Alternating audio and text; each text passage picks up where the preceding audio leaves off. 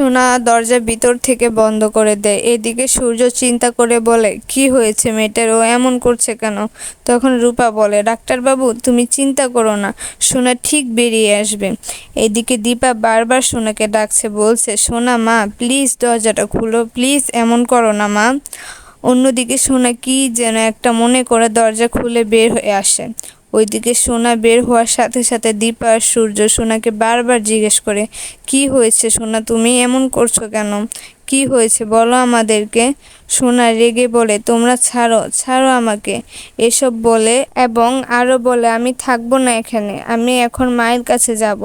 এ কথা বলে সোনা দৌড়ে চলে যায়। আর সূর্য বলে, মায়ের কাছে যাবে মানে? এই কথা বলে সূর্য ও দীপা রূপা সোনার পিছনে যায়। তারপর সোনা দৌড়ায় আর আশেপাশে সব জিনিস ভাঙচুর করে এবং অন্য আরেক রুমে ঢুকে যায়। ভাঙচুরের শব্দ শুনে সবাই দৌড়ে আসে আর বলে, কি হয়েছে? আর সবাই মিলে সোনাকে ডাকতে থাকে। তারপর সবাই মিলে সোনাকে বলে, সোনা মা দরজাটা খুলো প্লিজ, এমন করো না। তখন সোনা বলে, না আমি দরজা খুলবো না। তখন সবাই আবার বলে, এরকম দরজা বন্ধ করে রেখেছো কেন মা, তুমি আমাদের কাছে আসবে না? তখন সোনা বলে, না আমি তোমাদের কাছে আসবো না, তোমরা চলে যাও, আমি আমার মায়ের কাছে যাব, আমি তোমাদের কাছে থাকবো না, তোমরা খুব পচা। এসব বলে সোনার রুমের মধ্যে কি যেন একটা খুঁজতে থাকে। সে খুঁজতে খুঁজতে হঠাৎ একটা খবরের কাগজ তার সামনে এসে পড়ে।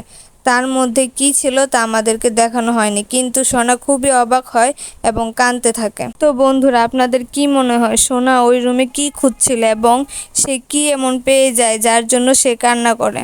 অনুরাগের ছোঁয়ায় নতুন নতুন ভিডিও পেতে আমার চ্যানেলটি সাবস্ক্রাইব করে রাখুন।